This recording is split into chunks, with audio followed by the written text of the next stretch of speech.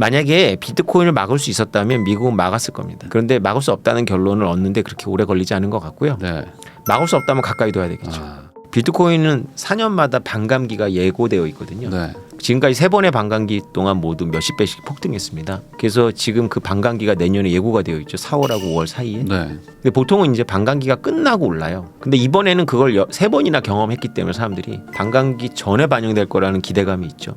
또 요즘에 또 비트코인이 또 이렇게 갑자기 또 확 올라가니까 네. 이게 그러면 안 되지만 원래 이제 가격이 좀 낮을 때 관심을 가져서 올라가면은 뭐 이렇게 좀 이걸 팔아야 되나 뭐 이런 걸 걱정을 해야지 사실 좋은 건데 오르면 이제 그때 사고 싶어 하는 분들이 네. 많아가지고 도대체 지금 어떻게 되는 건지 한번 여쭤보려고 제가 모셨습니다. 저도 뭐 개인적으로 어떻게 좀 관심도 좀 있고요. 최근에 비트코인 가격이 좀 상당히 좀 가파르게 오른 것 같아요. 혹시 이 이유가 뭔가요?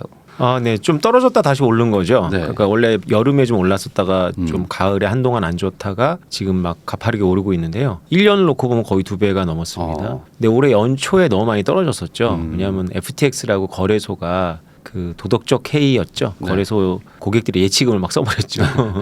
그래서 많이 신뢰를 잃고 떨어졌다가 회복되는 게 약간 있고요. 또 하나는 내년에 비트코인 반감기입니다. 그래서 4년마다 돌아오는 반감기인데 나중에 또 설명드리겠지만 이게 암호화폐 세계에서 약간 축제 같은 기간이에요. 그래서 그 기대감이 또 있고 무엇보다도 이제 최근에 많은 이제 오른 이유는 그 블랙록을 비롯해 가지고 미국의 주요 금융기관들이 비트코인 현물 ETF를 SEC에 신청을 했는데 그것이 내년 초에 승인이 날 거라는 기대감이 굉장히 지배적입니다. 아까 말씀하신 ETF가 승인이 될 거라는 거가 결국에는 무언가 이 가치를 끌어올릴 거기 때문에 기대감이 생긴다는 거잖아요. 그렇죠. 그럼 그 이유가 뭘까요? 비트코인은 매우 독특한 자산입니다. 비트코인은 삼성전자보다도 시총이 훨씬 높거든요. 그럼에도 불구하고 언제 없어질지 모른다라는 그런 사람들의 생각이 대다수를 이루고 있습니다. 아마도 이 독자분들도 이제 그런 생각을 많이 하실 텐데요. 네. 언제 저게 망해도 이상하지 않을 것 같잖아요. 네. 근데 만약에 망할 거면 미국이 그런 퇴직연금이나 이런 것들을 관리하는 데서 비트코인 상장지수 펀드를 출시할 리가 없다라고 생각을 하겠죠. 그거를 또 미국의 증권거래위원회가 승인할 리도 없다라고 생각을 할 텐데 네. 만약에 승인이 난다면 다른 나라도 아니고 미국의 금융감독기관이 결국 비트코인 파생 상품을 승인해 준다면 사람들은 이렇게 생각하겠죠. 비트코인 없어지는 게 아니구나. 이런 다 관점이 바뀌겠죠. 네. 그러니까 사실 비트코인이라는 거는 어찌 보면 뭐 이렇게 만질 수도 없고 뭐 아무것도 아닌 어떤 어찌 보면 데이터인데 이 데이터라는 거에 대해서 막연하게 언제든지 없어질 수 있잖아. 이런 것들에 대한 의혹이 조금 해소되는. 그렇죠. 그러니까 이제 한마디로 이제 뭐 정식 약간 인정을 받았다. 그렇죠. 그러니까 이렇게 되는 거군요. 그렇죠. 그러니까 비트코인 역사에서 지금 15년째인데 만약에 그렇게 된다면 비트코인 역사에서 한 챕터가 바뀌는 거죠. 근데 이렇게 된다는 얘기는 그러면 지금은 그런 좀 불안감이 있기 때문에 아까 네. 말씀하신 어떤 뭐 기관이든 뭐 이런 데서 들어가지 못했다면 네. 이제는 조금 더 마음 편하게 들어오니까 한마디로 자금 유입이 더 돼서 뭔가 이렇게 올라갈 것이다. 이런 기대감이 있는 건가요? 그렇죠. 자금 유입도 많이 되겠죠. 근데 자금 유입의 질이 좀 바뀔 겁니다. 네. 지금은 그냥 개인들이 좀 모험적인 개인들이 이거 한번 사둘까 뭐 이런 개인들이 많았다면 네. 미국에서 그렇게 승인이 나버리면 한국 정부와 관련 있는 데서도 투자를 할 거고요. 그러니까 그런 기관들이 이제 법인이나 네. 큰 대기업이나 이런 데서 네. 투자를 하겠죠. 그럼 대형 투자 뭐 회사나 이런 데서 돈이 뭐 들어오는 게 뭐 개인보다 훨씬 더 클 텐데 그렇죠. 네, 그런 그렇죠. 것들이 이제 상당히 미리 좀 약간 반영된 것도 있다. 그렇죠. 그러면은 여기서 제가 좀 궁금한 거는 어떤 압력이 세진다고 하셨는데 이게 계속 지금까지 안 됐던 이유가 있을 거 아닙니까? 안 됐던 이유는 이제 계속 거절했기 때문에 안 됐는데요. 네. SEC가 계속 거절한 사유가 똑같았습니다. 소비자 보호가 안 된다는 거였어요. 소비자 보호. 소비자 보호가 안 되는 이유는 가지고 있는 사람들이 누군지도 모르고 너무나 많이 가지고 있고 그래서 가격 조작이 가능하고 네. 무엇보다도 해외에서 미국 바깥에서 많이 갖고 있다. 이런 것 때문에 이제 가격 조작의 위험이 높고 그래서 소비자 보호가 안 된다는 거였는데 최근에 미국 법원에서 그 너희 이유가 너무 그 진부하다라고 판결을 내렸어요. 네. 그래서 금융거래위원회가 SEC가 졌죠. 그런 것들이 이제 반영이 되는 겁니다. 가격에. 네. 그러니까 약간 궁색한 변명으로 막아왔었다라는 약간 판결을 받은 거군요. 그렇죠. 그러니까 이런 거죠. 그러니까 이쪽 신청하는 쪽의 주장은 네. 너희들이 허락을 해줘서 큰 대형 은행들이 이런 상품을 만들면 가격이 안정된다. 시세 조작도 못한다. 네. 그렇게 되면 많은 게 노출되잖아요. 네. 감옥 갑니다. 시세 조작하면 그렇게 되면. 지금은 시세 조작을 해도 감옥을 못 보내요. 왜냐하면 어찌 보면 그렇죠. 뭐 아무것도 그런 그렇죠. 게 아니니까. 그러니까 지금은 증권에서는 생각하지 못했던 것들을 우리 누나 때 아는 사람들은 많이 알고 있었다는 거 아닙니까? 기관들부터 던졌다는 거잖아요. 그런 거 했다가는 감옥 가죠. 네. 아, 근데 이제 오히려 들어가는 게 더 그 너네가 이제 맡고 있는 그 이유를 해결할 수 있는 것이다. 그래서 소비자 보고 안 되는 게 SEC 너희들 때문이다라는 말이 한마디로 법원의 이야기는. 그러면은 생각보다 좀 확률이 높을 수도 있겠네요. 그렇죠. 그래서 이번에. 이제 기대감이 높은 겁니다. 아, 그럼 그게 한 대략 언제 정도로 지금 봐야 될까요? 그게 뭐 240일 동안 연기를 할 수 있어서요. 네. 그러니까 어쨌거나 SEC가 240일 시한 안에는 결정을 내려야 돼요. 그게 이제 내년 1월부터 3월까지 쭉 돌아옵니다. 네. 그러면은 그때 이제 되면은 이제 좋을 텐데 안 될 수도 있지 않습니까? 안 될 수도 있습니다. 안 되면은 어찌 보면 이제 물론 뭐 이건 다 알 수는 없지만 지금의 가격은 그러면 약간 기대감이 좀 있으니까 예, 이게 좀 예. 약간 조정을 받을 수도 있겠네요. 박살 나겠죠. 똑같은 사례가 언제 있었냐면 2016년도 말에 네. 있었습니다. 네. 그때도 2017년도 1월에 네. 시한이 다가오고 있었거든요. 그게 네. 첫 번째 ETF 신청이었습니다. 네. 윙클보스 쌍둥이라고 그 둘이서 되게 잘생기고 네. 페이스북의 창시자하고 소송까지 갔었던 네. 북경올림픽에 나와서 조정 경기 나와서 6등도 했던 네.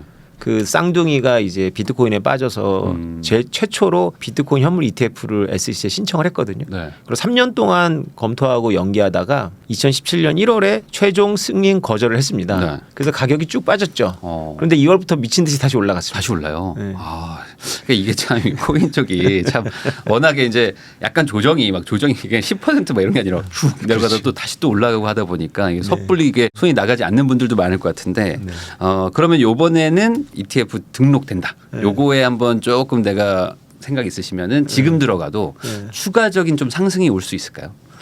아니면 어느 그건 정도- 되게 네. 조심스럽네요. 이미 네. 다 반영되어 있는 것 같기도 하고요. 네. 그런데 만약에 이제 좀 조심스러우신 분들은 네. 승인이 확인되고 들어가는 게 늦지 않으실 거예요. 승인 확인되고 들어가면 이제 기대감은 반영된 건 못 먹지만 네. 그다음부터는 전혀 다른 차원이 네. 펼쳐지기 때문에 이 네. 가격은 아니거든요. 네. 네. 근데 이제 다들 걱정하시는 게 이제 승인 났다 속보 뜨면 또 바로 또 올라갈까봐 그때 사야죠. 그때라도 네, 그때 사야죠. 오히려 그게 낮죠, 좀, 뭐 지금. 괜히 위험하게 네. 들어가기보다는 지금은 어쩌면 이게 기대감이 반영되는 데다가 네. 승인 안 될 확률도 50% 됩니다. 반반이죠. 옛날에는 승인 안 될 확률이 압도적으로 많았었는데 지금은 이제 네. 많이 올라간 게 반반인 거죠. 그래서 만약에 승인 안 되면 빠질 거니까 네. 좀 위험하죠. 초보자가 지금 어떤 배팅을 하기에는. 그래서 오히려 그냥 확실해지면 그렇죠. 그때 가서 하는 것도 좋고 아니면 뭐 만약에 안 되더라도 한번 내려가면 그렇죠. 그때가 오히려 뭐 다시 저점 매수 기회일 수도 있으니까 그리고 나서 많이 올라갑니다 또. 코인의 세계는 좀 어려운 것 같은데 그러면은 이제 말씀해 주신 건 이제 비트코인만 해당이 되는 거고 이인자가 또 이더리움은 어떻게 되는 건가요? 이더리움 같이 들어가는 건 아닌가요? 이더리움도 승인 신청이 들어갔죠. 근데 이제 이더리움은 비트코인하고는 좀 약간 달라요. 그러니까 이더리움 자체가 아직 완전히 증권 시비로부터 자유로운 건 아니거든요. 비트코인 자체는 증권이 아니에요. 네. 그거는 SEC가 여러 번 밝혔거든요. 네. 근데 이더리움에 대해서는 왔다 갔다 해요. 모호하거든요. 네. 이더리움을 기반으로 한 ETF는 조금 다른 이슈가 있는 거고요. 네. 비트코인은 딱 이슈가 하나 남은 겁니다. 소비자 보호. 네. 비트코인 자체가 무슨 증권성 시비가 있는 건 아니에요. 네. 그러면 이더리움하고는 약간 같이 움직인다기보다는 조금 좀 이슈가 다를 수도 있겠네요. 근데 이게 패턴상 네. 비트코인이 올라가면 이더리움도 올라와요. 최근에도 올랐고 네. 올해 비트코인이 2배가 넘었는데 이더리움은 2배가 약간 안 되게 올랐어요. 네. 근데 이제 비트코인이 어느 정도 올랐다 싶으면 이더리움이 훨씬 더 빠르게 더 높이 올라갑니다. 그게 왜 그러냐면 비트코인은 사실은 깨닫는데 좀 어려워요. 왜냐하면 별다른 쓸모가 느껴지진 않거든요. 비트코인은. 근데 네. 이더리움은 마케팅 천재들이 초기에 개입을 해서 만든 게 있어요. 그래서 패션을 주도하는 데다가 뭔가 쓸모가 있다는 걸 자꾸 어필을 해요. 그 실제로 이제 알아듣지는 못하는데 일반인들이 들으면 무슨 말인지 모르는데 쓸모가 있어 보여요. 네. 비트코인만큼 안정성도 검증이 됐고 네. 쓸모도 있는 이더에 이제 마음이 가죠. 그래서 이더가 더 빠르게 오릅니다. 근데 제가 뭐 잘은 모르지만 이더리움은 이게 수량이 계속 늘어날 수 있는 구조 아닌가요? 오히려 이더리움은 디플레이션으로 줄어들 거예요. 앞으로 줄어들어요, 이제는. 사용을 많이 하면 많이 할수록 소각되는 시스템으로 바꿨거든요. 네. 그러면은 이제 비트코인은 물량이 이제 정해져 있고 이더리움은 약간 좀 예, 물량이 사용을 줄어들 수 많이 하면 있다. 할수록 줄어들 수도 있어요. 근데 이 이더리움이 약간 NFT나 뭐 이런 거에도 많이 쓰이는 그런 건가요? 그렇죠. 그게 이제 스마트 컨트랙 플랫폼으로 애초에 나왔기 때문에 비트코인보다 이제 확장성과 유연성이 높거든요. 네. 계약을 삽입한다거나 뭔가 이렇게 쓸모가 많이 있죠. 이더리움. 네. 그러면 어쨌든 큰 틀에서 같이 가고 네. 그렇지만 이번에 ETF 요 건에 대해서는 약간 아직은 뭐 조금 이슈가 조금 더 있다. 그렇죠. 뭐 만약에 SEC가 비트코인 ETF를 승인하면 이더리움 ETF도 승인에 대한 기대감이 높아질 건 분명한데 SEC가 또 다른 논리를 개발할 가능성이 있어요. 이더리움 ETF의 거절 사유에 대해서는. 네. 아 그러면은 결과적으로 이제 말씀해주신 거를 들어보면은 미국에서 뭐랄까요, 뭐 기존의 어떤 체계가 이걸 받아들이는 거. 그리고 받아들이지 않는 거 이거에 대한 어떤 뭐 분쟁이 이제 받아들이는 쪽으로 가는 것 같기는 한데 그렇죠. 이렇게 하는 거는 미국 입장에서는 좀 부담스러운 일 아닌가요? 발권력이라든지 뭐 이렇게 통화에 대한 그런 거를 내가 놓치게 되는 거기 때문에 미국이 가만 안 둔다 막 이런 얘기를 막 했던 분들이 많았었는데 그렇죠. 예, 이거는 어떻게 생각을 해야 되는 건지. 그래서 쉽지 않은 생각을 해야 되는 거죠. 저는 사실 개인적으로 10년 전에 비트코인을 발견하고 제일 네. 먼저 공부했던 분야가 자금 세탁을 공부하기 시작했습니다. 자금 세탁. 왜냐하면 저도 공부를 해온 분야이기 때문에 네. 이걸 미국이 가만두지 않을 거다라는 생각은 누구나 할 수 있어요. 공부를 조금만 하면. 음. 그러면 이제 미국이 어떻게 나오냐에 대해서 관심을 가지려면 자금 세탁을 봐야 됩니다. 미국은 결국 이거를 자금 세탁으로 막을 가능성이 높았거든요. 네. 이건 이제 2014년도 이야기입니다. 네. 그래서 2014년도 11월에 우리나라에서 킨텍스에서 비트코인 국제 컨퍼런스가 열렸을 때 저도 연사였는데 그때 부탈릭 비테린이라고 이더리움 창시자 19살 그 청년이 한국에 처음 왔죠. 근데 제가 그때 예측한 대로 가고 있어요. 지금 네. 미국은 자금 세탁 때문에 비트코인을 포섭해야 됩니다. 오히려. 예. 네. 그런 말 있잖아요. 친구를 가까이 두고 적은 그렇죠. 또 적을 가까이 두고 친구를 멀리하라는. 그러니까 친구는 가까이 적은 더 가까이. 아 그렇죠. 만약에 비트코인을 막을 수 있었다면 미국은 막았을 겁니다. 그런데 막을 수 없다는 결론을 얻는데 그렇게 오래 걸리지 않은 것 같고요. 네. 막을 수 없다면 가까이 둬야 되겠죠. 차라리 내 컨트롤 안에 두겠다. 전 세계 인터넷의 코어라고 할 수 있는 그 크라우드들이 네. 크라우드 서버들이 모여 있는 곳이 미국의 어디일까요? 모르겠네요. 보통 실리콘밸리를 쉽게 생각하죠. 네. 예, 근데 크라우드밸리라고 불리는 곳이 있습니다. 애슈번이라는 곳인데요. 네. 그게 워싱턴 DC 가까이 있습니다. 아. 전 세계 그러니까 우리가 카톡을 해도 그 네. 데이터가 미국을 갔다 올 수 있어요. 왜냐하면 인터넷의 토폴로지라 그래서 그 인터넷의 그 지리는 가까운 거리가 아니거든요. 네. 가장 효율적이고 빠르게 움직이는 그 동선이에요. 네. 그래서 늘 정해져 있는 게 아니지만 전 세계 인터넷의 트랜잭션의 70%가 네. 애슈번을 거칩니다. 거기 아마존 서버, 구글 서버 다 있어요. 네. 그거는 뭐 여러 가지 의미가 있을 것 같다는 좀 추측이 드네요. 그렇죠. 네. 인터넷을 찾아보면 거기가 뭐 정부 규제도 약하고 그다음에 전기료도 싸고 그런데 그게 이유가 아니에요. 네. 거기가 원래 다르파라고 인터넷을 처음 개발한 네. 미국 국방 고등 연구원이 있던 자리입니다. 네. 왜 돕겠습니까? 그러니까요. 뭔가 좀 데이터를 내가 이제 컨트롤할 수 있고 그렇죠. 약간 가까이 두고 전 세계 인터넷 트래픽의 70%가 네. 미국 국방부 옆을 지나간다고 생각하시면 되는 거예요. 그게 잘 알려지지 않은 건데 네. 생각해 보셔야죠. 네. 적이니까 가까이 두지 않겠습니까? 단순히 뭐 전기료 싸다고 거기 두진 않았겠죠. 그렇죠. 아 그런 것처럼 비트코인도 이걸 막을 수 없다면 인터넷처럼 막을 수 없다면은 내 좀 컨트롤 안에 두고 그렇죠. 우리가 좀 이제 네. 제도권 안에서 보면서 그렇죠. 우리가 뭐 필요하면 약간의 컨트롤 작업도 좀 할 수 있는 그렇죠. 그런 것들을 생각을 하고 있다. 그래서 제가 10년 전부터 그걸 외친 겁니다. 제 주변 사람한테 모두 하나같이 미국이 가만 안 둘 거라는 거예요. 그래서 네. 미국이 가만 안 둘 거는 안 둘 건데 중요한 거는 미국이 어떻게 할 수가 없다. 미국이 어떻게 할 수가 없다면 미국은 결국 이걸 포용하려고 할 거다. 그래서 적극적으로 끌어안는 게 유일한 대안이다. 네. 적극적으로 ETF 같은 거를 허가해서 ETF가 허가되면 무슨 일이 벌어지냐면 제 비트코인이 제가 소유하는 게 아니라 기관이 소유하는 거거든요. 저는 네. 그거에 이제 등락에 따라서 이득을 얻거나 손실을 보는 거고 네. 저 대신 기관들이 관리를 해요. 네, 네. 그거 가지고 걔네들이 뭐 공매도 하고 별짓 다 할 수 있습니다. 그렇지만 어쨌든 이제 기관을 내가 컨트롤할 수 있으니까 조금 더 쉬우니까 미국 뭐 입장에서는 그럼요. 약간 그리고 그런 비트코인은 식으로. 서로 연결되어 있는 지갑끼리 움직이기 때문에 비트코인의 전체 60%는 다 그러니까 미국 정부가 다 들여다볼 수 있는 거예요. 아 그러면은 이제 돈이 어디로 움직이고 있는지 그렇죠. 이런 것들까지 다 볼 수 있으니까 네.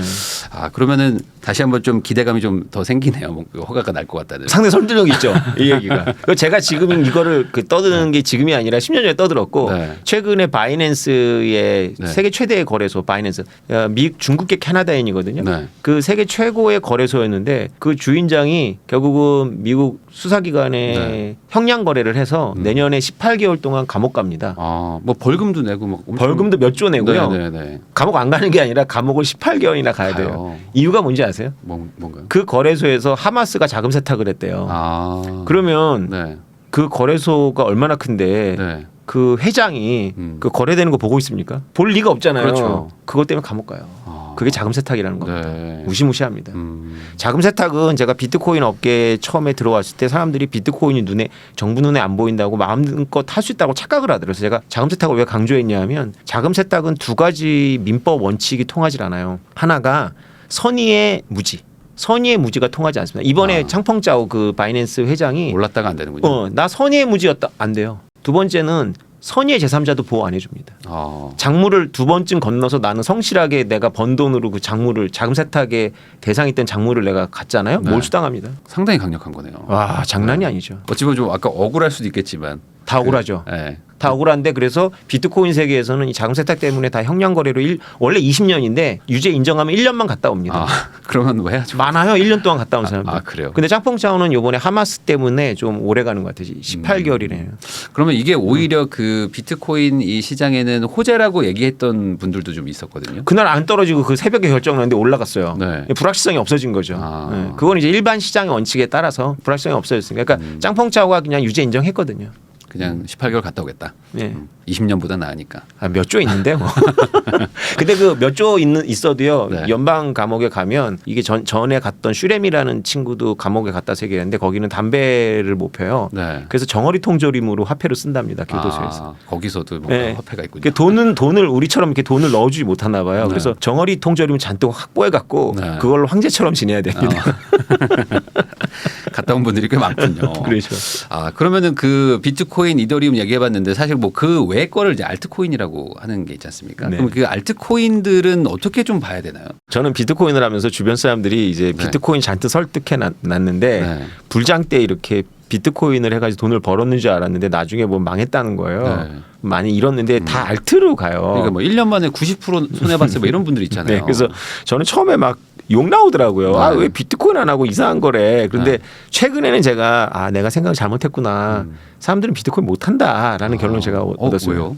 너무 늦었다고 생각해요. 비트코인을 깨달았을 때 너무 늦거든요. 네. 그거는 저도 마찬가지였어요. 저는 2014년대 비트코인을 깨닫고 왜 2012년도 비트코인 10달러 안 했을 때 내 주변에 아무도 나한테 비트코인 얘기 안 해준 거라고 화가 나더라고요.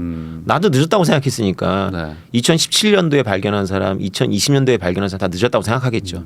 비트코인 하나 갖기 너무 어렵잖아요. 네. 지금 하나 살려면 그렇죠. 5천만 원 필요하잖아요. 비트코인 1,000만 원 갖고는 0.2 이렇게 하니까 기분이 나쁘잖아요. 근데 네. 알트를 1,000만 원치 사면 막 수억 개 주거든요. 네. 기분 좋잖아요. 진짜로 인생 역전이 되잖아요. 비트코인은 지금 인생 역전이 될 것 같지는 않잖아요. 뭐 지금 1,000만 원치 산다고 많이 올라봐야 1억이겠죠. 네네. 근데 알트는 잘하면 씨바 같은 경우에 뭐 1,000배 갔거든요. 1,000배. 1억 샀으면 1,000억 되는 거잖아요. 그렇죠. 네. 네.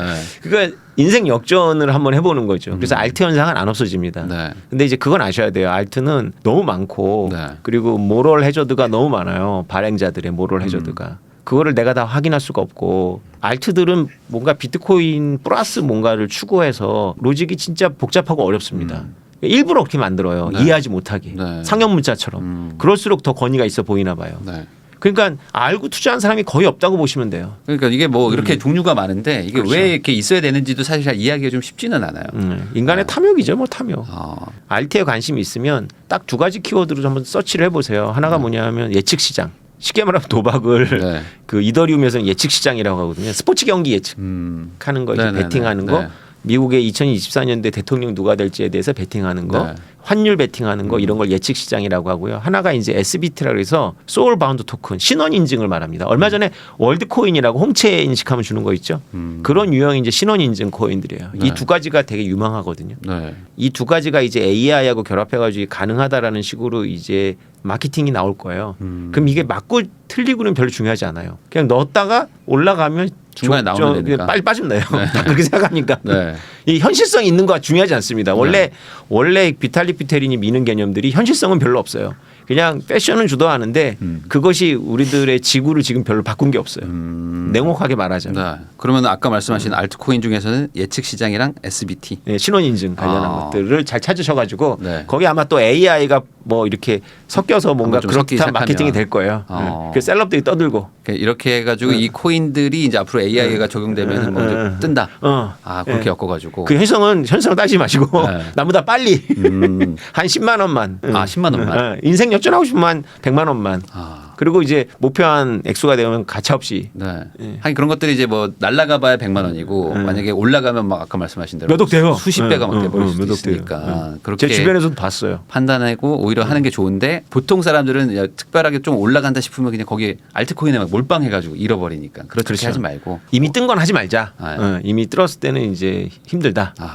그러면은 큰 틀에서는 초보자라면은 알트코인은 좀 하지 말고 네, 그 비트코인만 이더리움도 이더리움 괜찮죠. 괜찮나요? 예, 좀 괜찮죠. 그러니까 뭐 한 1억 있으면 한 네. 5천만 원 비트코인 사시고 이더는 한 2,500만 원 사고 네. 2,500만 원 그냥 현금 지고 계세요. 네. 현금도 필요합니다. 네. 그러면은 그 비트코인은 아까 크게 어떤 기능을 하지는 못한다 뭐 이런 얘기 아까 해주셨던 것 같은데 네. 이 비트코인이 원래는 이제 화폐 가지고 이제 얘기가 됐었는데 지금은 어떻게 되는 건가요? 지금도 이게 화폐 가치처럼 쓸 수 있는 건가요? 아니 비트코인이 기능이 없다는 건 이제 일반인들이 알아듣기 쉽게 제가 얘기를 한 거고요. 비트코인은 어마어마한 기능이 있죠. 첫 번째 기능은 인플레이션 해지를 합니다. 우리나라 네. 기준으로 생각하지 마시고 아르헨티나는 기준금리가 100% 넘잖아요. 네. 그런 나라 국민들한테 비트코인은 좋은 화폐거든요. 그렇죠. 정부가 방만하잖아요. 네. 전 세계 190개 국가 중에서 제대로 화폐를 관리하는 나라는 30, 40개도 안 됩니다. 네. 대부분은 정부가 약탈적이에요. 네. 그러니까 부동산을 하든가 뭔가를 해야 되는 거죠. 화폐가 아닌. 그중에 대안으로서 비트코인이 부동산보다 죄송합니다만 더 좋은 이유는 인터내셔널 어셋이기 때문에 그렇습니다. 그렇죠. 이거는 네. 이제 이 레리 핑크가 한 얘기예요. 블랙락 CEO가 당신이 어느 나라에 있든지 간에 그 나라의 거시경제 조작으로부터 자산을 지키는 인터내셔널 어셋이다. 비트코인 이렇게 얘기를 했거든요. 네. 부동산은 그냥 그 나라의 매이잖아요. 그래서 부동산하고 같이 갖고 계시기에 딱 좋은 포트폴리오입니다. 지금 물가가 막 난리 나고 막 지금 뭐 그렇죠. 금리도 엄청 높고 막 이런 상황에서 막 자산이 다 폭락하고 막 이럴 수도 있는데 그렇죠. 그때 우리 정부가 컨트롤하지 못하는 어떤 자산을 내가 가지고 있다는 그게 어찌 보면 가장 큰 기능일 수도 있겠네요. 그렇죠. 그거 이어가지고 본인이 1,000억 이상의 부자라는 마인드를 가지셔야 돼요. 부자라는 마인드에서 비트코인을 바라보면 비트코인이 어마어마합니다. 원래 비트코인이 초창기에 아무도 인정 안 했을 때 중국에서 수요가 많았어요. 네. 왜냐하면 중국의 부정부패한 관료들이 돈이 많거든요. 네. 그들이 일부를 비트코인에 담았던 것 같아요. 이건 추정인데 네. 그 수요가 있었어요. 그 깨달은 거죠. 왜냐하면 전부를 담지는 않죠. 믿지 못하니까. 근데 일부는 담죠. 왜냐하면 일론 머스크가 비트코인을 투자했었잖아요. 네. 일론 머스크의 공장이 테슬라 공장이 상해에 있잖아요. 중국에서 몇백억 이상의 자산을 처분하고 위안화를 갖고 달러로 바꿔주지도 않고 그 달러를 가지고 나오지도 못합니다. 네. 우리가 100억 미만은 방법이 여러 가지가 있어요. 도자기도 있고 그림도 있고 네.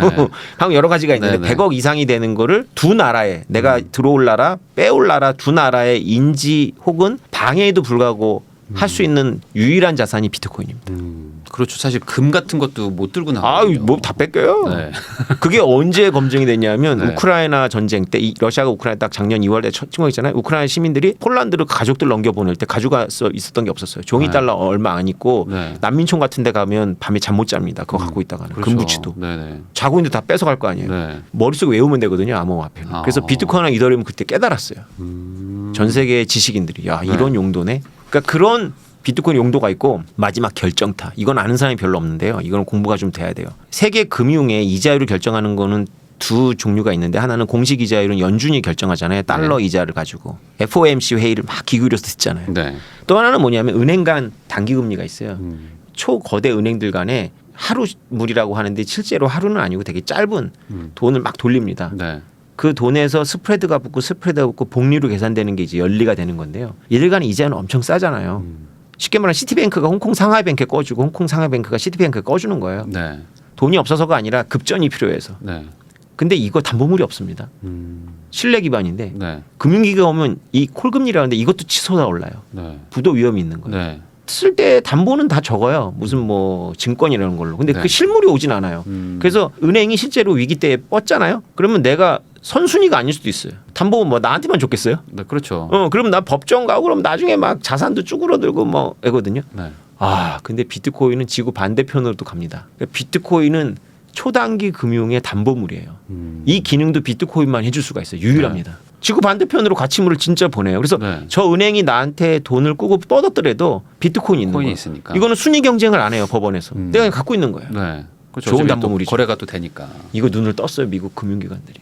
JP모건하고 블랙락이 이 기능을 이해합니다. 점점 더 약간 그 내년에 좀 그 승인될 거에 좀 기대감이 좀 더 커지네요. 저는. 어떠세요? 비트코인의 용도를 지금 제가 쫙 3개 쭉 얘기했는데 네. 소름 돋죠. 아니, 이런 근데 용도가 아까 말씀해 주신 게 있는 너무 좋았던 게 1000억 부자라고 생각하면 사실 우리나라를 믿기보다는 내 자산을 어떻게 지키냐가 더 중요한 건데 그런 걸로는 사실 조금 어렵거든요. 특히 이제 전쟁 났다고 생각하면 그렇죠. 이걸 어떻게 옮기지? 금도 사실 이게 쉽지 않은데 그렇죠. 그런 의미로는 되게 괜찮게 느껴지는 게 있네요. 와, 이게 비트코인이 이렇게 고가가요. 점유물입니다. 점유물. 등기물이 아니라. 그러니까 네. 등기 자산이 아니라 점유 자산이에요. 네. 가지고 있는 놈이 그렇죠. 임자인 거예요. 네. 점유 자산은 그러니까 자동차 같은 건 등기물입니다. 그래서 등기물이기 때문에 길에다 세워놔도 내가 누가 우리나라 같이 치안이 좋은 나라는 누가 훔쳐가서 지 거라고 주장을 안 하잖아요. 네. 소유권이 나한테 등기가 되어 있으니까. 근데 점유물을 내가 뭐 현금을 길에다 놓고 오거나 다이아몬드를 놓고 올 수는 없잖아요. 네. 그 점유물이 불리해요. 상당히. 근데 점유물이 딱 하나 좋은 게 있습니다. 등기물보다 가지고 있다는 거를 감출 수 있어요. 내가 가지고 있다는 걸 내 주변 사람들이 인지를 못합니다. 네. 이게 우리 같은 중산층한테 별 의미 없어요. 슈퍼 리치들한테는 너무 중요하죠. 부의 일부는 네. 감출 수 있어야 됩니다. 딱히 나쁜 짓을 하기 위해서가 아니에요. 네. 여러분이 슈퍼 리치가 돼보면 압니다. 이걸 감춰놓으면은 뭐 여러 가지에서 안전한 것들이 생기니까 정말 뭐 최악의 상황에서도 뭐 이걸 쓸 수도 있지만 뭐 세금이나 뭐 여러 가지들 아무 그게 나쁜 것만 생각하세요. 그러지 않을까. 그래서 이게 나름 앞으로 점점 더 이제 그 사람들이 눈을 뜨면 뜰수록 가치를 다시 재평가 받을 것이다. 1994년도인가에 인도네시아 화교들이 인도네시아 사람들이 화교 폭동을 일으켜갖고 화교들을 정치인을 못 시키게 하는데 그들이 경제에 성공했거든. 동남아 가보면 집이 달라요. 엄청 네. 크고. 근데 거기 정원사 드라이버 이런 현지인들이 어느 날 갑자기 폭동을 일으켜갖고 자기가 평소에 학교 태워다 주던 주인 댁 학생을 여학생을 강간하고 네. 목을 따가지고 길에다 두고 다니는 이런 참혹한 일을 벌입니다. 그걸 사회적으로. 네. 평상시에 울분이 터져 나온 거죠. 네. 네. 그래서 동남아시아 화교들은 언제나 상시 싱가포르행 투웨이 티켓을 갖고 있어요. 이런 사람들한테 비트코인 안 필요하겠습니까? 꼭 그렇게 뭐 탈세 이런 게 아니잖아요. 이거 생존의 문제잖아요. 우리한테는 위기다 그러면 우리는 뭐 생각합니까? 생수, 라면 생각하잖아요. 네. 슈퍼리치는 그런 생각 안 하죠. 아, 그렇죠. 저도 이제 진짜 부자들은 예전에 이제 금하고 그림 들고 도망간다고 그러잖아요. 뭐 그렇게 얘기를 했었는데. 그거 어떻게 들고 들어간 거예요? 근데 이제는 검색돼서 다 걸리지. 이제는 예전에 이제 막 중세시대 때 막 전쟁 나고 그러면 막 그거 들고 도망갔다 그랬는데 지금 이제 다른 나라로 아예 가야 되는데 그때 어떻게 할 것이냐 그거에 대한 대안이 비트코인일 수 있다는 거네요. 보트 피플이라고 하잖아요. 월남전 네. 때. 그들이 생존하려고 금을 들고 보트에 탔는데 무동력 보트에 탔는데 그런 얘기 많잖아요. 선장 우리가 살려면 다 버려야 된다. 가방 다 버리고 네. 몸만 미국에 오고 비트코인은 무게가 안 나가죠. USB에 안 담아도 되죠. 머리에 외우면 됩니다. 니모닉이라 해서 12개의 단어를 외우면 돼요. 네. 24개거나 불안하면. 더 그레이트 비트코인을 쓰신 오태민 작가님과 이야기를 하고 있는데요. 이 비트코인이라는 거에 사실 관심을 갖는 분들은 아무래도 이제 재테크 채널이다 보니까 아까 말한 어떤 자산을 옮긴다 이런 것도 좋지만 한번 상승할 때도 네. 무섭게 올라가는 것 때문에 그렇죠. 내가 여기 한번 투자를 해볼까라는 생각하시기도 하는 것 같은데 이 비트코인이라는 게 지금 뭐 상승 하락 뭐 이런 것들이 좀 반복되면서 어느 정도 좀 상승할 때 좀 패턴 같은 게 좀 있지 않을까라는 생각도 좀 들거든요. 폭등 아니면 뭐 급상승 이럴 때 어떤 나타나는 신호가 있나요? 있습니다. 일단은 달러하고 약간 반대로 움직이는 경향이 있고요. 네. 그래서 최근에 달러 가격이 떨어지면서 금도 오르고 비트코인도 올랐죠. 네. 근데 이거는 상관관계가 그렇게 높지는 않습니다. 비트코인하고 진짜 상관관계가 높은 거는 비트코인 그 자신입니다. 이게 무슨 얘기냐면 비트코인은 4년마다 반감기가 예고되어 있거든요. 네. 지금까지 3번의 반감기 동안 모두 몇십 배씩 폭등했습니다. 그래서 지금 그 반감기가 내년에 예고가 되어 있죠. 4월하고 5월 사이에. 네. 근데 보통은 이제 반감기가 끝나고 올라요. 한 반감기 끝나고 6개월에서 1년 사이에 크게 오르거든요. 네. 반감기 때는 사실 안 좋습니다. 근데 이번에는 그걸 3번이나 경험했기 때문에 사람들이 반감기 전에 반영될 거라는 기대감이 있죠. 네. 저도 그렇게 생각하는 편입니다. 그래서 제가 한 여름에 언론사에 나가서 이 얘기를 했더니 찍어달라는 거예요. 언제가 기점이냐. 그래서 내가 그냥 찍었어요. 네. 그냥 2024년 1월 1일 이렇게 했는데요. 그게 기점 될 것 같다. 왜냐하면 반감기 전에 마땅한 그 포인트가 없으니까 무슨 왠지 그렇죠. 그냥. 비트코인은 무슨 뭐 주식처럼 뭐 발표하는 게 없어요. 네.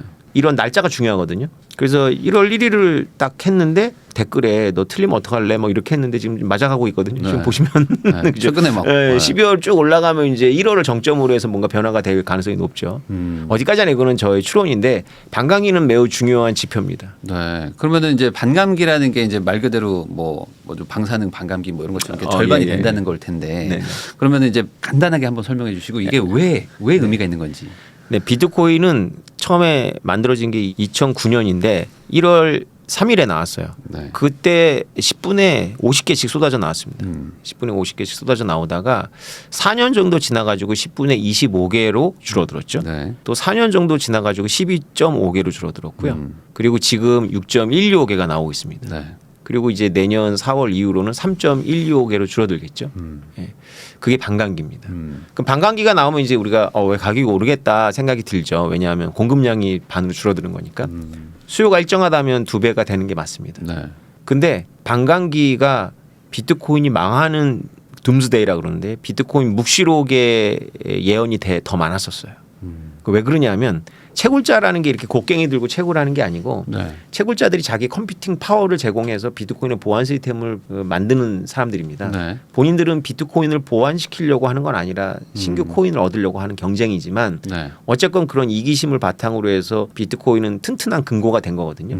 근데 채굴자들의 수익이 반으로 줄어든 거잖아요. 그렇죠. 똑같은 전기를 써도 어쨌든 반이 나오는 거면. 근데 채굴자는 비용을 들입니다. 공장도 갖고 있어야 되고 전기도 엄청 잡아먹어요. 채굴자들이 수지타산이 안 맞아서 채굴기를 끕니다. 그러면 비트코인 보안이 약해지잖아요. 그럼 비트코인 가격이 떨어지죠. 네. 그럼 비트코인 가격이 떨어지면 그나마 제한성이 있던 채굴자들이 또 나갑니다. 그럼 비트코인 보안이 약해지고 네. 비트코인 가격이 또 떨어집니다. 네. 그러면 더 떨어지고 더 해서 이게 안 좋은 거네요. 죽음의 순환을 한다라고 첫 번째 반감기 때도 그렇게 예고를 했었고 두 번째 반감기 때도 사람들이 그렇게 기대를 했었고 세 번째 반감기 때 막 주류 언론에서 그렇게 떠들었습니다. 근데 반감기가 있고 나서 가격이 약간 떨어지는데 망하진 않단 말이죠. 네. 망하지 않다는 걸 확인한 다음에 미친 듯이 올라서 2배가 오른 게 아니라 10배 이상 올라갑니다. 그러면은, 재밌죠. 네. 네. 왜 그렇게 되는 걸까요? 글쎄요. 그러니까 첫 번째 시나리오도 가능해요. 그리고 그걸 굉장히 강하게 주장한 분이 나심 탈레브입니다. 네. 블랙스완에. 저건 이게 망하게 되어 있다 비트코인은. 근데 첫 번째 시나리오도 가능한데 두 번째 시나리오가 더 설득력이 있었던 거죠. 그러니까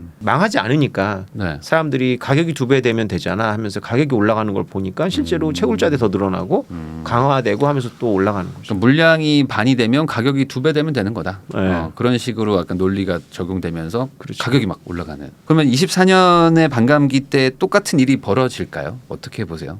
이번이 마지막일 거라고 보죠 다들. 왜냐하면 저량 유량 개념인데 네. 비트코인이 이미 많이 발행이 되어 있어요. 이미 많으니까. 근데 지금 나오는 액수가 좀 적거든요. 네. 이게 뭐 전체에 미치는 영향이 크지 않은데 이번 반감기까지는 기대도 있고 사람들이. 그래서 하지만 그 이번에 반감 끝나고 4년 후에는 반감기 때문에 올라가진 않을 거다라는 게 이제 의견들이 똑똑한 의견이라고 저는 생각해요. 논리적이거든요. 그게. 네. 그런데 뭔가 사람들이 꼭 논리적으로 움직이는 건 아니니까.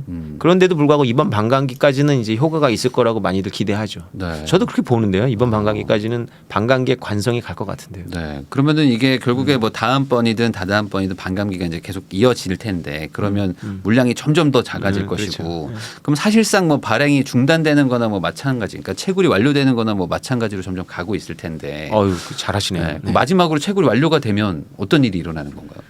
지금부터 한 20년쯤 지나면 비트코인 채굴이 별 의미 없어요. 조금씩밖에 안 나와요. 네. 그런데 채굴자들은 단지 신규 코인만 먹는 건 아니고요. 10분 동안 있었던 그 수수료가 있어요. 그 수수료의 비중이 지금은 높지 않지만 그때는 이제 수수료만 먹어야 되는 거죠. 수수료가 비싸겠죠, 뭐 엄청. 물량이 나오진 않지만 대신 이제 다른 식으로 네. 피를 받는다. 네. 그럼- 지금도 있는데 그게 이제 신규 물량에 비해서 너무 적어서 별로 강조는 안 하는 건데 네. 그때 되면 채굴자들이 살아남으려고 이제 수수료 안 넣은 거래는 이제 승인 안 해버리는 거죠. 잘 이해가 안 돼가지고 여쭤보는 건데 그러면 그 수수료라는 거가 뭐 어느 정도 뭐 자기들이 어떻게 조정할 수도 있는 건가요? 그럼요. 예. 며칠 전에 뉴스가 나왔는데 비트코인 거래에서 비트코인 1000개인가 100개가 수수료로 나갔어요. 비트코인 100개가 수수료로 나가네. 100개 안 되게 한 80몇 개가. 엄청난 액수거든요. 원래는 이제 이론적으로는 그게 어떤 거냐면은 채굴자들이 10분 동안 거래를 모아서 이제 자기가 이제 그거를 블록을 만들어서 해싱을 하는데 어떤 거래를 담지 안 담을지는 순전히 채굴자 마음입니다. 네. 보통 채굴자들은 그러니까 수수료가 비싼 것부터 담으려고 하겠죠.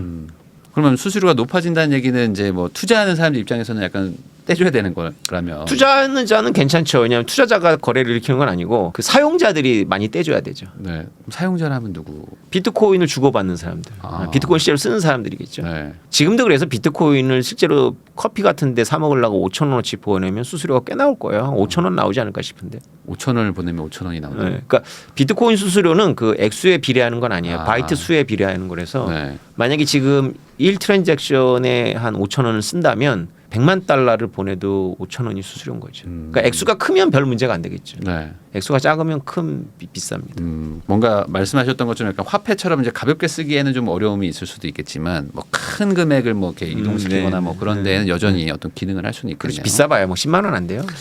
그러면 계속 들으면 들을수록 내년 반감기가 어쨌든 마지막이라고 또 약간 그렇게 말씀도 해주셔가지고 내년에 뭔가 한번 사봐야 될까라는 생각을 하실 수도 있을 것 같은데 네. 반대로 되게 빠질 땐 또 무섭게 빠지니까 그렇죠. 이 반감기는 어떤 상승의 신호라고 보면은 뭐 반대로 이렇게 하락의 신호 같은 것들도 좀 있을까요? 하락의 신호요. 제 아내가 비트코인 강의를 하면 하락하더라고요. 한 번도 예외가 없었어요. 제 아내는 비트코인 모릅니다. 네. 그러니까 제 아내라는 이유로 작가님의 아내이기 때문에 네. 혹시 남편이 뭐라고 해? 뭐 그렇죠. 그런 걸 이제 우리 아내가 저한테 들려주면 갑자기 막 소름이 돋아요. 그럴 때마다 떨어졌거든요. 왔다 이제.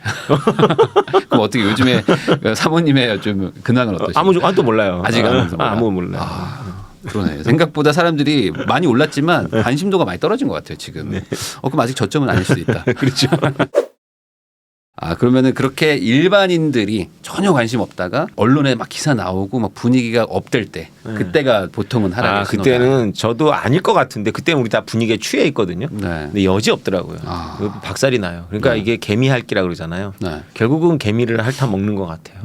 왜냐면 뭐 어떤 뭐 판단할 수 있는 근거 같은 것들이 별로 없다 보니까 확 쏠리면 또 올라간 만큼 또 내려갈 힘이 또 세지니까 그런 게 아닌가. 네. 그럼 아까 잠깐 말씀해 주셨지만 이게 코인 투자하면은 뭐 1년 만에 뭐 반토막 났어요. 아니면 뭐 1년 만에 뭐 전 재산 다 잃었어요. 뭐 이런 분들도 많은데 그게 결국에는 알트코인이라는 거. 그렇죠. 그쪽으로만 가지 않으면 그런 일은 많이 일어나진 않는 거죠. 그러니까 비트코인도 네. 빚을 끌어다가 막 이자 높은 빚을 막 끌어다가 막 마진 거래를 하고 그러면 비트코인도 망해요. 근데 비트코인 현물 자체를 샀다가 물리면 견딜만 합니다. 빠져봐야 한 40% 빠져요. 네, 그것도 뭐 만만치는 않지만. 만만치는 않지만 80% 옛날엔 빠졌었어요. 제가 할 때는. 근데 뭐 지금은 뭐 60% 지키니까. 근데 이더리움만 해도 반토막이 금방 나고요. 다른 알트는 90% 없어집니다. 네. 대부분 코인 하신 분들이 다 비트코인은 느리다고 생각하고 딴 거 하시다가 좀 큰일 당하시는 경우가 많은 것 같아요. 그러면 가능하면 좀 이제 상대적 안전자산 비트코인을 좀 하시는 게 좀 좋을 것 같아요. 근데 이렇게 생각하셔야 돼요. 비트코인은 어느 시점에서 투자라든지 간에 내가 반토막이 날 거를 각오하지만 늘 어느 시점에 투자하는지 10배를 보는 거거든요. 시간만 하면 상방은 10배고 네. 하방은 반토막이라면 해볼 만한 거 아닌가요? 이거는? 그렇죠. 네. 그게 정말 된다고 하면은 이거보다 더 괜찮은 투자가 없죠. 정말 된다고가 하는 게 아니라 여태까지 한 번도 틀린 적은 없어요. 제 친구들이 저를 안 믿어가 지금 다들 괴롭거든요. 네. 그래서 시장 좋으면은 새벽 1시에 카톡이 오거나 전화가 옵니다. 꼭 술 네. 먹고 술 드시고 괴롭다 이거죠. 어쩌라고. 그러면 결론적으로 좀 얘기를 들어보면은 24년도 그러니까 내년에는 그래도 내가 좀 코인을 한번 투자해보겠다 마음 먹으면 괜찮은 시장이라고 좀 봐야 될까요? 지금 괜찮아요. 지금. 네, 지금 지금 괜찮은 것 같아요. 이제 네. 내년은 너무 상투일 가능성도 높아지니까 차라리 지금 정도. 지금이 연말. 이제 연초. 좀 많이 올랐지만 네. 조금 까인다고 생각하고 들어와도 되고요. 네. 아니면 아까 말씀하신 대로 진짜로 1월이나 3월에 SEC 승인을 보고 움직여서 돼요. 그리고 이제 웬만큼은 이제 비트코인만 해라. 알트는 진짜 조금만 하고 아까 말씀드렸던 두 가지 키워드 찾아가지고 100만 원씩만. 네. 그런 식으로 하시는 게 네. 좋겠다. 그 내년에 세계 경제가 좀 침체가 오거나 뭐 위기가 올 수도 있다. 뭐 미국의 어쨌든 뭐 지금 마지막 남은 호황들이 뭐 꺾일 수도 있다. 뭐 이런 얘기들도 하시는 분들도 있는데 세계 경제 위기가 왔을 때 코인은 좀 어떻게 움직였는지. 그러니까 지금 내년이 좀 불안하신 분들이 코인 투자해도 되는지. 두 가지 시나리오가 있어요. 그러니까 지정학적인 위기가 오면 올수록 비트코인 가격은 올라갈 거라는 시나리오가 있고 지정학적 위기가 오면 비트코인도 같이 망할 거라는 그런 시나리오도 있거든요. 네. 작년에 러시아가 우크라이나를 침공했을 때 아까 말씀드렸지만 우크라이나 시민들이 비트코인의 쓸모를 드디어 증명을 해줬는데 비트코인 가격은 그때부터 안 좋았습니다. 왜 그러냐면 바이든 정부가 러시아에 대해서 굉장히 그 제재를 하는데 기업들이 전부 그 사인을 받고 많이 빠졌잖아요, 러시아에. 네. 비트코인도 엄청나게 이제 압력을 넣었어요. 그래서 비트코인은 이제 주류화가 되는 과정에 있었는데 그 당시까지만 해도 막 골드만삭스까지도 비트코인 OTC 오버 더 카운트 거래를 막 하겠다 해서 막 이렇게 희망에 차 있었고 구글도 뭔가 발표하고 그랬었는데 러우 전쟁 터지고 나서 다 딱 멈춘 거예요. 네. 그러니까 미국은 미국인 거죠. 미국이 무서운 거죠. 미국 정부가. 그러니까 이제 그 비트코인 가격이 쭉 안 좋았죠. 이런 패턴은 있는 것 같아요. 근데 원래 이론적으로는 비트코인은 지정학적인 위험을 해칭하는 자산이기 때문에 지정학적 위기가 더 내년에 뭐 대만 위기, 한반도 위기, 뭐 중동 위기가 가장 중요한 위기는 미국 대선이거든요. 네. 미국 대선이 지금 완전히 그 혼미함으로 가잖아요. 네. 네. 그럴 경우에 미국의 내정까지도 예상하는 지정학자들이 있어요. 랜드슬라이드하게 민주당이 이기거나 랜드슬라이드하게 공화당이 이기면 괜찮은데 비등비등하고 네. 어느 대선은 또 부정선거 시비가 있고 하면 이제 미국 사람들은 총을 갖고 있기 때문에 이제 총 들고 나오겠죠. 그런 혼란기가 오면 이제 칠함대가 미국의 태평양 칠함대가 순찰을 못 도는 와중에 중국이 대만을 도모할 수가 있거든요. 네. 이거 제 얘기가 아니라 네. 미국의 한 워게임을 하는데 시나리오예요. 네네. 2024년 위기설이 그거예요. 2025년 위기설이군요. 네. 예, 그래서 그런 경우라면 비트코인 미친 듯이 오를 겁니다. 미친 듯이 정말 그때는 근데 미친 듯이 오르는데 살 수 없을 거예요. 왜냐하면 우리나라 뭐 거래소가 안 할 거거든요. 그렇죠. 아니, 그러니까 그런 진짜 심각한 위기가 오게 되면은 당연히 아까 말한 재산을 지키려고 할 텐데 그때는 뭐 수익이나 손해를 본다가 아니라 이거 내 거 챙겨서 어떻게 생존. 옮기려면 어떡하지? 이걸 판단할 때는 이게 다른 가치를 좀 볼 수 있을 것이다. 근데 경기가 침체되고 네. 서서히 세계 경제가 이렇게 내려가는 그런 위기라면 네. 비트코인도 안 좋을 것 같아요. 제가 보기에는. 저번에 한번 그 빠질 때 미국 달러만 막 올라가고 코인이랑 막 금 그렇죠. 같이 빠지고 막 그랬었던 적이 있어가지고 이번에도 그럴 수 있나 한번 여쭤본 거거든요. 그러면은 단기적인 어떤 그냥 경제 위기 정도 같은 거는 같이 좀 같이 맞는 것 연동이 같아요. 되겠지만 네. 진짜 생존이 달린 그렇죠. 위기면은 네. 그때 되면은 다르게 판단할 수 있을 것이다. 그건 이제 어떻게 될지는 뭐 지켜봐야 되는 내용인 것 같고요. 이렇게 판단하시면 될 것 같습니다. 비트코인의 미래는 조금 그래도 뭐 큰 틀에서는 제도권 안에 들어가고 그리고 이제 뭐 생존에 대응할 수 있는 자산이기도 하다 보면 사람들이 지금보다는 점점 더 좋아하게 되지 않을까. 그리고 조금 더 이걸 좀 자산으로 가지려고 하지 않을까. 그럼 이걸 장기적으로는 우상향한다고 봐야 될까요? 그렇죠. 단지 비트코인하고 블록체인이 이런 그런 지정학적이거나 이런 기존 경제 자산들에 대해서 해칭하는 기능만 있는 게 아니고요. 비트코인하고 블록체인 생태계가 만들어내는 어떤 그런 거대한 생태계가 있어요. 이게 메타버스하고 만나게 되면 디지털 전산망이라는 거대한 글로벌 경제 플랫폼이 되는 거거든요. 네. 그 시장을 이제 바라보고 있는 게 바로 이더리움의 스마트 컨트랙인 건데 이더리움이 그거를 먹을 거라고 생각하지는 않고 저는 이제 저 나름대로의 이론이 있는데 제 나름대로의 이론은 이제 우리나라 삼성전자나 애플이나 아마존이나 마이크로소프트나 구글 정도의 플레이어가 이 스마트 컨트랙 플랫폼을 주도하면서 엄청난 거대한 경제를 창출할 거라고 보는 거예요. 그거에 대한 아주 체계적인 로직이 있습니다. 제가 대학원에서도 그걸로 강의를 하는데 원래 비트코인이 등기소예요. 그래서 신원 인증에 탁월하거든요. 네. 근데 비트코이너들은 이제 화폐 가치 이외의 용도로다가 여기다 뭔가 새겨넣는 걸 극도로 싫어해서 빠져나온 게 이제 이더리움이거든요. 네. 근데 어쨌건 그런 기능이 있는 건 분명해요. 그래서 그런 것들이 메타버스하고 금융하고 무역이 하나의 복합망으로 만들어지면 세계 경제 인구의 지금 25억 명이 합류를 못하고 있거든요. 여러 가지 이유로 그들까지도 이제 지리적 구애를 안 받고 자기 정부 위험이 없으니까 글로벌 서플라이 체인에 같이 들어올 수가 있어요. 나라가 망했어도 개인은 세계 경제에 붙어서 먹고 살 수가 있게 되는 거죠. 이런 걸 생각하면 우리나라 정부 차원에서 비트코인을 연구하고 개발하고 기업들한테 문을 열어줘야 돼요. 이거 두려워하지 말고 니네가 할 수 있는 혁신을 해 이렇게 해줘야 되는데 네. 우리는 코인 한다 그러면 벌써 정치권에서부터 뭐 그렇죠. 욕하고 뭐 이상하게 보고 하니까 기업들이 움츠러 들어갔고 못하는 거예요. 근데 제가 얘기 들어보면 그 정치가들의 아들들은 자녀들은 다 코인을 하고 있대요. 어느 당을 막론하고. 네. 그러니까 그만큼 지금 세대가 변하고 있는 거거든요. 우리나라 그 엘리트들이 좀 빨리 바뀌어야 돼요. 그러니까 뭔가 장기적인 우상향의 어떤 근거는 지금 조금 전에 말씀해 주신 것 같고 그리고 이제 세계 무역의 어떤 그리고 네. 이제 그 자국의 리스크라는 걸 좀 방어하는 거 이런 것들까지 생각하면은 지금의 가치보다는 훨씬 더 나은 가치로 이제 나중에 재평가 받을 것이다. 그러면 이게 사실 제가 예전에도 의문이었던 게 금 대신 이게 무조건 좋지 않습니까? 네. 금보다 뭐 내가 귀걸이 할 거 아니라면은 뭐 금이야 이제 실물이 막 들고 다니고 불편한데 얘는 그런 것도 없고. 그렇죠. 그럼 이게 전체적으로 이제 금이라는 거를 대체하게 될 수 있는 걸까요? 이게? 그렇죠. 그게 이제 저 같은 사람의 주장입니다. 그래서 지금 금 시총이 5%거든요. 금보다는 높아질 거다 시총이. 아, 금 시총보다는 높아질 것이다. 네, 왜냐하면 금이 우리가 알고 있는 그 치과연금이라든가 액세서리연금 금이 차지하는 비중은 막 대략 한 50% 정도 됩니다. 총 나온 금 중에 네. 나머지 50%는 금괴금이에요. 네. 금괴금의 대부분은 지하 벙커에 들어가 있어요. 은행들 지하 벙커에 우리가 쓰는 영국 어딘가에 막 들어가 있고 막 뭐, 그러잖아요. 네. 뭐 있는지 모르지만 네. 미국 뭐 포트 녹슨가 뭐 그런 데 네. 있다 그러잖아요. 그러니까 우리가 쓰는 게 아니에요. 그런 금괴금은 그냥 담보물이에요. 네. 신뢰의 담보물. 그것도 막연한 담보물입니다. 그걸로 네. 근거로 하는 게 아니라 그냥 중앙은행들이 확보하고 싶어하는 막연한 담보물인데 비트코인은 담보물로 너무 좋고요. 그리고 빛의 속도로 이동하는 데다가 진위 여부를 가리는데 일반인들이 속을 필요가 없어요. 금은 뭐 우리는 다 속잖아요. 네. 인도에서 유통되는 금의 80%는 도금업자들이 손을 네. 댄 겁니다. 그러니까 인도 전당포가 은행 역할을 하는데 시골에서는 금시계 맡기고 나중에 찾아가면 금의 함량이 줄어 있는 거예요. 다 도사들이라는 거죠. 네. 그건 제가 만든 게 아니라 인도 정부의 발표입니다. 네. 그만큼 이제 금은 여러 단점이 있죠. 근데 이제 비트코인은 그거를 만회할 수가 있는 역량이 있죠. 금이라는 게 다 벙커에 들어가 있다는 거는 국가적 자산으로서의 위치이기 때문에 그걸 들어가 있는 걸 텐데 네. 비트코인도 그런 가치로 갈 수 있다고 보시죠. 그렇죠. 그래서 비트코인의 한 20-30%를 금융기업들이 확보하려고 할 거예요. 그런데 자기네 돈으로 살려고 하지 않고 고객들의 돈으로 살려고 하는 게 금융업 아닙니까? 네. 그게 이제 아까 문제가 됐던 ETF 같은 거죠. 우리가 이제 조만간 가까운 시일 안에 미국이 허가를 하면 시티뱅크 창고에 이제 비트코인하고 이더리움을 판매하는 창고가 있는 거죠.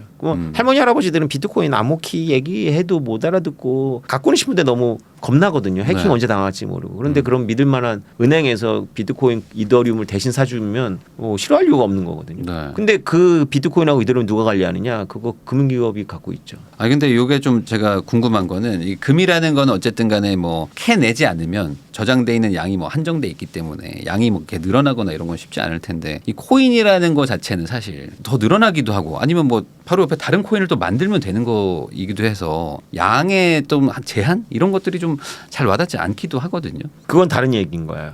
그러니까 오히려 금은 연금술도 있잖아요. 네. 그러니까 그 연금술이 망한 게 아니라 연금술은 가능하거든요. 경제성이 없어서 그렇지 원자를 바꿀 수 있어요. 그리고 테슬라 같은 금을 만들어낼 수 있다고요? 그럼요. 물리학적으로 가능하죠. 물리학적으로 질적인 변화가 아니라 양적인 변화거든요. 네. 예. 임금 물질에서 이렇게 강력한 뭔가 에너지를 쏘면 바꿀 수 있어요. 알기로는 구리에서 바꿀 수 있는데. 아 그래요? 예. 네. 근데 더 비싸죠 그 기술이. 돈이 너무 많이 들어가니까. 그보다 더 이제 가능성 있는 거는 금으로 이루어진 행성에 곧 지나갈 수도 있어요. 그러면 이제 일론 머스크 같은 경우에 이제 우주선 보내가지고 끌고 오는 거죠. 네. 그게 진짜로 시나리오가 있어요. 네. 그리고 지하의 매장량이 얼마인지 정확하게 모릅니다. 근데 비트코인은 딱 정해져 있죠. 네. 오히려 반대로 알고 계신 것 같아요. 근데 그 질문에 이제 두 개로 나누는데 비트코인은 딱 양이 정해져 있으니까 그것이 금보다 더 좋은 점이거든요. 채굴이 늘어나도 채굴량이 늘진 않아요. 금은 가격이 올라가서 채굴이 늘어나면은 채굴 양도 늘어납니다. 저도 코인을 만들었거든요. 모비코인이라고. 네. 비트코인 하드포크에서. 그러면 모비코인 같은 걸 계속 만들어내면 비트코인의 희소성이 없어지는 거 아니냐라고 생각하는데 비트코인은 물질이 아니고요. 땡그랑 소리 안 나요. 코인이 아니에요. 네. 장부예요, 장부. 네. 그래서 비트코인을 아무리 복사해도 모빅이 비트코인 장부가 되는 건 아닙니다. 모빅의 소유권을 사람들이 나눠 갖는 거고 비트코인의 소유권을 나눠 갖는 거죠. 그래서 희소성은 변함이 없죠. 근데 막연하게 사람들은 다른 코인 얼마든지 만들 수 있으니까 이거 물질적인 관념을 갖고 있는 거예요. 네. 다른 코인을 막연하게 만들어낼 수 있으니까 희소하다고 보는 건데 이렇게 생각하셔야 돼요. 지금 내가 여기서 카지노에 와서 여기서 블랙잭을 하고 있고 옆 테이블에서 블랙잭을 하고 있는데 테이블마다 스페이드 에이스는 있죠. 근데 우리 테이블에 스페이드 에이스는 한 장밖에 없는 거잖아요. 52장 중에 한 장밖에. 그럼 내가 여기서 스페이드 에이스가 내 손에 들어왔는데 내 게임판에서 다른 사람한테 없다는 것만 내가 알면 되지. 다른 게임판에 스페이드 에이스 나오는 걸 이렇게 보는 건 이상한 거잖아요. 비트코인 자체의 물량이 제한돼 있다. 그렇죠. 장부기 때문에. 이거를 조금 더 주목을 해야 된다. 그렇죠. 제가 이걸 왜 여쭤봤냐면 이제 뭐 중앙은행들이 뭐 한국은행도 마찬가지고 이제 뭐 CBDC라고 해서 뭐 코인을 만들어내겠다. 네. 그러면 이제 비트코인 물론 시총 차이가 많이 나겠지만 그래도 이제 국가적인 차원에서 막 이런 코인들을 만들어내면 이런 것들로 이제 자산이 좀 옮겨갈 수도 있는 것이 아닌가. 그러니까 결국에 아까 말한 생존의 어떤 그런 거라면 국가적인 리스크는 아직은 있겠지만 그래도 좀 신뢰도 뭔가 이런 것들이 조금 더 강력해지면 자산이 좀 일로 오면 가치가 좀 내려갈 수도 있지 않을까 이런 게 좀 걱정돼서. CBDC는 대학원에서 그 한 3시간 강의하는 코스입니다. 네. 3시간 동안 아주 굉장히 밀도 높은 강의를 하는데요.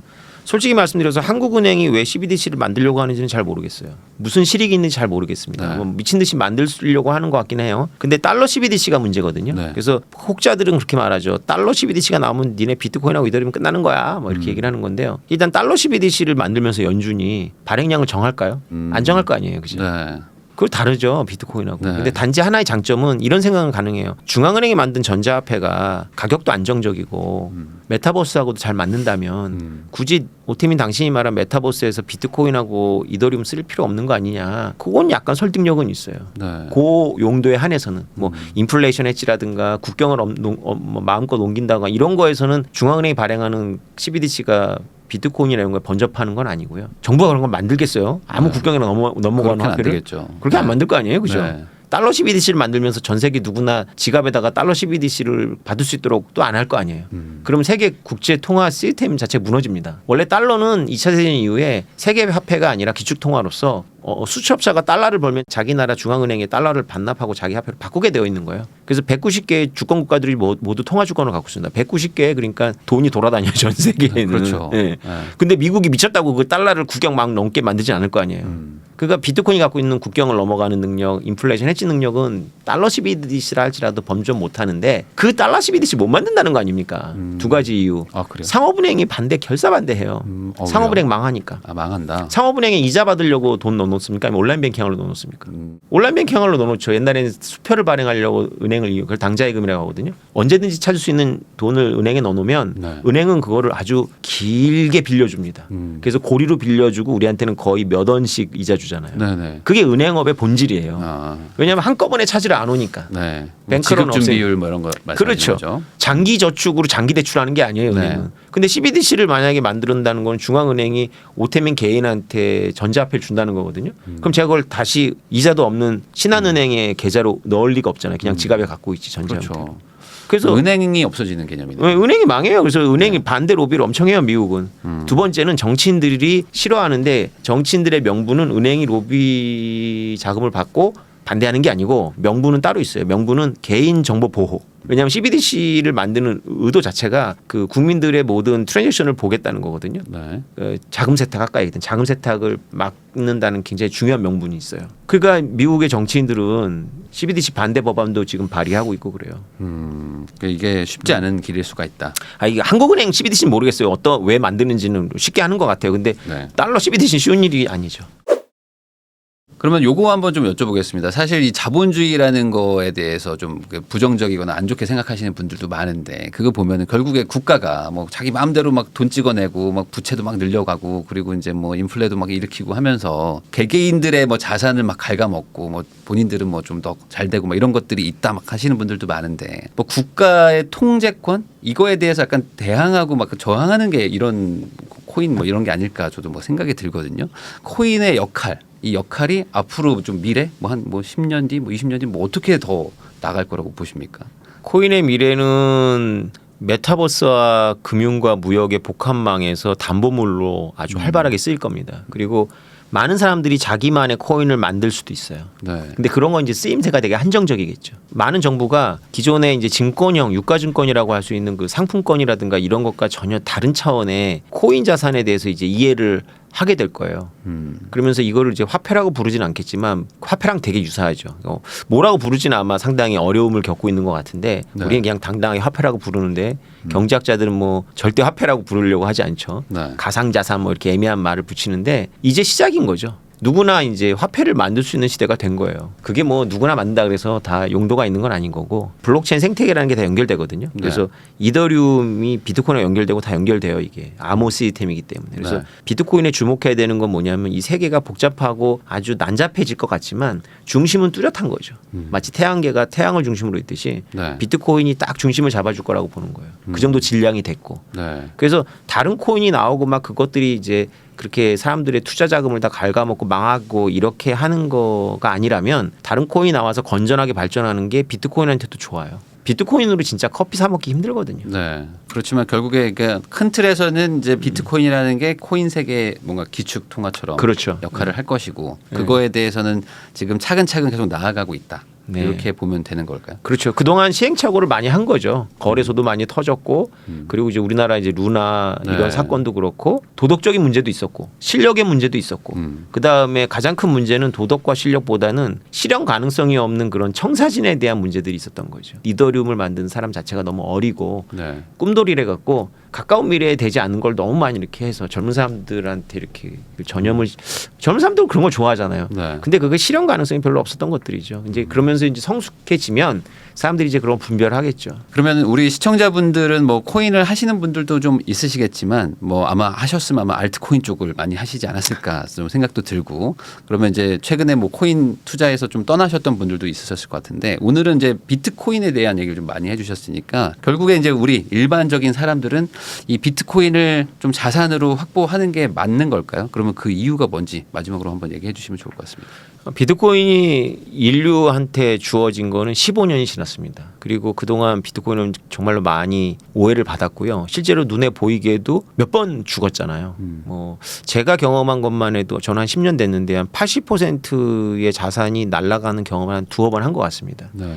20%가 1시간 안에 없어지는 거는 뭐 너무 많이 해가지고 기억도 잘 안 납니다. 네. 문제의 자산이죠. 근데 이렇게 문제의 자산이 여러분 잘 생각해 보십시오. 없어지지 않았다는 거고 그리고 없어지기는커녕 미국의 지금 움직임을 보면 이거를 적극적으로 끌어안으려는 방향이거든요. 그럼 뭔가 있다라고 생각하셔야 돼요. 그 저는 비트코인하고 부동산하고 굉장히 궁합이 잘 맞는 자산 포트폴리오라고 생각을 합니다. 근데 부동산이 올라가는데 좀 한계가 있다면 비트코인은 크게 올라갑니다. 왜냐하면 보편 자산이라 그래서 유니버셜한 어셋이라 그래서 부동산 우리나라에 국한되어 있지만 비트코인은 그렇죠. 전 세계에 있어서 전 세계 어디서 수요가 발생하면 우리나라 비트코인도 그냥 크게 올라가는 거죠. 그래서 이 두 가지 조합을 잘 포트폴리오에 포섭하고 있으시면 그냥 현금 자산도 필요하죠. 우리가 써야 되니까 네. 그 정도 갖고 있으면 제가 보기에 특별히 다른 주식 투자를 안 하셔도 이익과 안정을 동시에 추구할 수 있지 않을까.